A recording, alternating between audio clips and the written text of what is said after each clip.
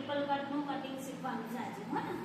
એમાં આપણે લંબાઈ લેવાની છે 37. 37 કરી દઉં છું. 11ની છાતી લેવાની, બરાબર? અને 10ની પેલા હવે અહીંયાથી આપણને 7 છોડવાના, 7 બીજા છોડવાના, 14 થઈ ગયા. અહીંયાથી જે 7 છોડ્યા ત્યાંથી આપણે કમર લેવાની, એટલે 10ની કમર થઈ ગઈ. અને પાછું સીટ બાર લેવાના 11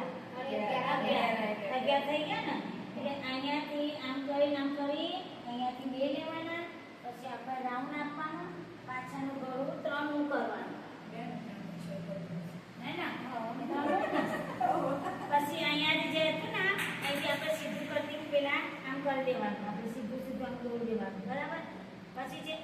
પછી એ જે આ ભાગ હોય ને એ આમાંથી રાઉન્ડ આપીને ડાયરેક્ટ અહીંયા આવી જવાનું. હું કટિંગ કરું એટલે તમને ખબર પડી જશે, બરાબર ને? જોઈ લો. પાયાનું દોરી તો પેલા દેખો. સોરી. આ બાયનું પણ અહીંયાથી આપણે કપડું વધી છે ને જે એમાંથી ખૂણામાંથી આપણે બાયની કરી દઈએ. બાયની કેટલી કરવાની છે લંબાઈ આપણને 13ની. એટલે તેની જો અહીંયાથી જો આ આપણે 13ની કરશું ને તો પટ્ટો વાળીશ ને પછી નીચે પેલું મૂકવાનું છે બટન, શો બટન ડાયરેક્ટ કરું ને એ તો પેલી પટ્ટી તેમ કરવું તો પછી આપણને બાય નાની કરવાની 10ની કરી દીધી. પછી પટ્ટો 13નો આવશે ને, હે ને? 10ની બાય કરી દીધી, બરાબર?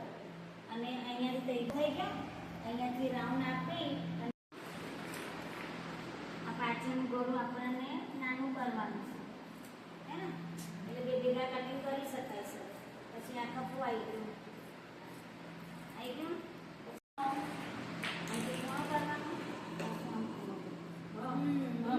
અને આ છે ને ખાડાવાળો ભાગ આગળ બોલવાનો નહીં. જો આગળવાળો ભાગ, ખાડાવાળો ભાગ આપણે પાયમાં પણ કટિંગ કરવાનું છે અને આમાં ભાગ કરવાનું છે. જો આ જો આ પેપર કટિંગનું આખું થઈ ગયું. આગળનું ભાગ છે ને પેલું પાછળનું અને આ બાર. વિડિયો સારો લાગ્યો હોય તો લાઈક કરજો, શેર કરજો, પ્રાર્થના